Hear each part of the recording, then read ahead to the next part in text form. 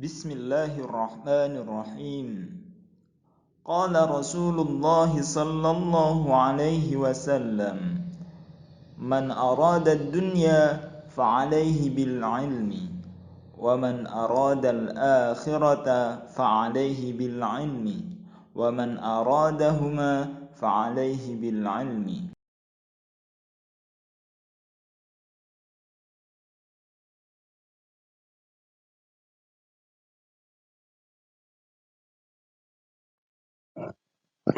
Bismillahirrahmanirrahim. Assalamualaikum warahmatullahi wabarakatuh. Semangat pagi, pagi. Alhamdulillah kita bisa bertemu lagi pada hari ini dengan materi yang berbeda, yaitu materi tentang K3LH, yaitu tentang kesehatan, keselamatan kerja dan lingkungan hidup.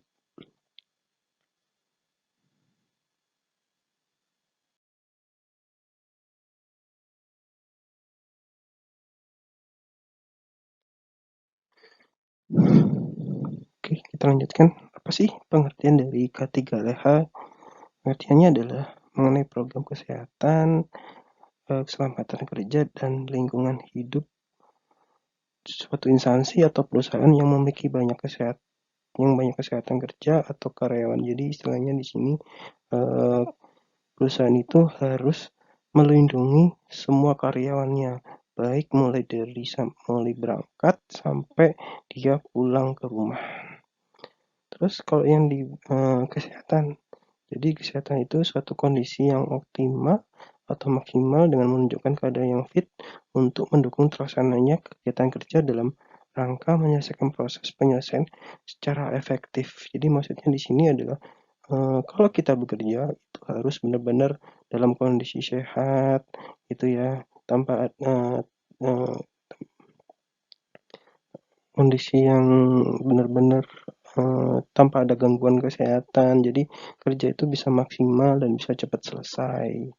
Terus kalau dengan yang keselamatan kerja, yaitu usaha untuk sedapat mungkin memberikan jaminan kondisi kerja yang aman dan sehat untuk mencegah kecelakaan, cacat, dan kematian sebagai akibat kecelakaan kerja pada setiap karyawan dan untuk melindungi sumber daya manusia. Jadi, dengan adanya keselamatan kerja, kita kerja itu lebih enak, lebih nyaman, dan lebih istilahnya terjamin gitu ya. Jadi benar-benar kerja kita benar-benar ada yang menjamin bahwa kita itu benar-benar kerjanya kondisinya benar-benar memperhatikan hal keselamatan kerja kita sendiri. Oke, kita lanjutkan.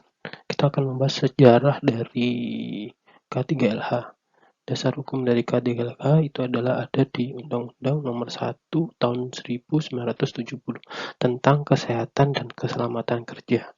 Sebenarnya untuk K3LH ini sudah mulai sejak ada zaman Belanda, tapi mulai boomingnya itu di tahun-tahun 2000 karena untuk bisa melindungi keselamatan dan kerja para karyawannya di suatu perusahaan.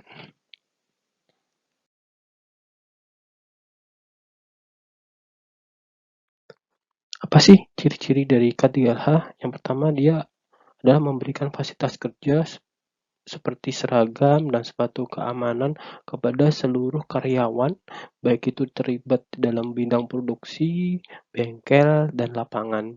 Jadi benar-benar semua karyawan yang bekerja di situ akan difasilitasi oleh perusahaan tersebut, mulai dari sepatu, helm, baju yang bisa kalau di malam hari itu terlihat terang kayak gitu, seperti itu. Jadi benar-benar terjamin untuk dalam hal fasilitas kerja. Yang kedua, perusahaan akan memasang atribut K3H itu mulai dari tulisan yang berisi peringatan pekerja agar selalu sadar tentang keselamatan, kesehatan, dan kebersihan lingkungan perusahaan. Atau bisa juga dia meletakkannya ada di seragam, ya, untuk memberikan ataupun memberitahu pada seluruh pekerja bahwa safety itu memang benar-benar harus selalu ada. Atau biasanya kalau di seragam itu tertulis safety first, ya safety first. Itu berarti benar-benar perusahaan itu menciptakan suasana kerja yang nyaman, bersih dan sehat dan selamat bagi karyawannya. Yang ketiga, menerapkan KTH itu dalam prosedur dan sistem kerja. Jadi, seorang manajemen dari perusahaan tentu akan mengupayakan atau mengusahakan para karyawannya sesuai dengan K3LH, yaitu dengan memberikan petunjuk tentang K3LH agar pekerja lebih memahami pengertian K3LH dan menerapkannya. Pastinya akan selalu ada training untuk penerapan dari K3LH. Jadi kayak contoh nih, ada belajar tentang kalau terdengar alarm kebakaran, bagaimana caranya, apa yang harus dilakukan, itu pasti akan ada pelatihan-pelatihannya. Ataupun kalau ada suatu kejadian kecelakaan produksi, itu bagaimana cara menanganinya sebelum, eee, seorang dokter ataupun, eee, apa, untuk menanggulangi dalam hal kayak seperti kejadian yang tidak diinginkan. Jadi benar-benar pasti kita akan selalu ada namanya training-training tentang K3LH. Yang kedua, yang terakhir ya, memisahkan antara sampah organik dan sampah anorganik. Contoh nih, sampah anorganik ya sampah yang terbuat dari tumbuhan dan kertas, sedangkan anorganik adalah seperti sampah plastik. Jadi benar-benar mulai dipilah untuk sampah-sampah tersebut agar bisa secepatnya dalam hal pengolahan. Jadi kalaupun untuk tumbuhan itu kan bisa buat pupuk nih. Jadi benar-benar untuk bisa diolah. Sedangkan untuk organik seperti sampah plastik, botol itu kan bisa dipisahkan ataupun yang sampah yang B3 nih. B3 itu adalah limbah yang berbahaya. Sampai benar-benar dipisahkan, benar-benar ada yang pengolahannya benar-benar ada. Jadi benar-benar sangat diperhatikan oleh perusahaan tersebut karena kalau yang B3 itu kan berbahaya banget untuk keselamatan si pekerja. Jadi benar-benar harus ada yang mengelola hal tersebut. Oke. Apa sih dasar dari hukum K3LH sesuai dengan Undang-Undang Nomor 1 Tahun 1970 bahwa segala tempat kerja baik di darat, di tanah, air, permukaan air, dan udara yang berada di wilayah kekuasaan hukum RI memang harus ada K3LH-nya. Contoh nih yang di permukaan air berarti apa? Di laut, berarti kan kapal laut kayak gitu. Kalau udara itu kan di pesawat terbang itu kan ada standar-standarnya. Jadi benar-benar eh, harus ada penerapannya. Terus undang-undangnya apa aja? Yaitu yang ditetapkan oleh pemerintah. Jadi ataupun untuk diikuti oleh semua instansi dan lembaga. Kenapa? Karena kegunaannya untuk meminimalisir kecelakaan di dalam lingkungan kerja. Jadi di situ berisi tentang kewajiban seorang pemimpin ataupun pemilik tempat kerja dan tenaga kerja dalam melaksanakan keselamatan kerja. Jadi benar-benar sudah diatur. Sedangkan pada Undang-Undang Nomor 23 Tahun 1992 yaitu tentang kesehatan berisi tentang kewajiban perusahaan dalam memeriksakan kesehatan badan, mental, dan kemampuan fisik tenaga kerja yang baru. Sedangkan di Undang-Undang tahun nomor 13 tahun 2003 yang mengatur mengenai segala hal yang berhubungan dengan ketenaga kerjaan. Jadi benar-benar eh, keselamatan pekerja dan kesehatan pekerja itu sudah diatur di dalam undang-undang. Jadi perusahaan pun harus bisa mau menerapkan hal tersebut. Apa sih tujuan dari K3LH? Yang pertama adalah melindungi tenaga kerja atas hak keselamatannya dalam melakukan pekerjaan untuk kesejahteraan hidup dan meningkatkan produksi dan produktivitas nasional. Jadi dengan adanya K3LH diharapkan oleh suatu perusahaan itu bisa menunjang meningkatkan produksi. Jadi kalau biasanya mungkin 100 jadi 200. Jadi benar-benar untuk bisa menambah produksi tersebut. Terus menjamin keselamatan setiap orang lain yang berada di tempat kerja tersebut. Jadi tujuan K3LH itu menjamin. Jadi apakah dengan adanya K3LH itu pekerja jadi lebih nyaman, lebih rileks dalam hal melakukan pekerjaannya, dan lebih waspada lagi dalam hal pekerjaannya. Terus yang selanjutnya adalah memelihara sumber produksi agar dapat digunakan secara aman dan efisien. Maksudnya di sini adalah peralatan yang digunakan itu benar-benar sesuai. Jadi, oh ini alat untuk apa sih dan cara penggunaannya seperti apa, itu benar-benar harus bisa dipahami. Contoh nih, kalau penggunaan APAR itu bagaimana sih cara menggunakannya. Jangan sampai banyak orang yang tidak tahu cara menggunakan APAR. Jadi benar-benar, harus secara efisien. Terus umpama nih, di suatu perusahaan yang, besar nih, contoh perusahaan listrik. Nah, kan di situ ada tegangan-tegangan yang tinggi banget. Gimana sih memperlakukannya?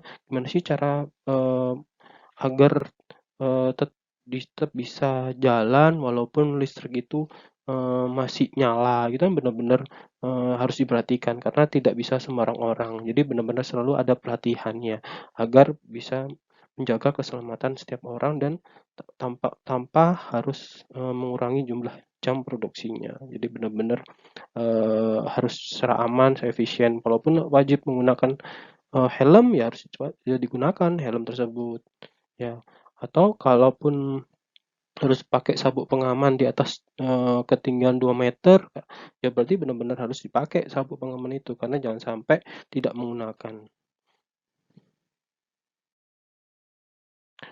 Apa sih sasaran dari K3H? Yang pertama adalah mencegah ada atau terkena penyakit di tempat kerja.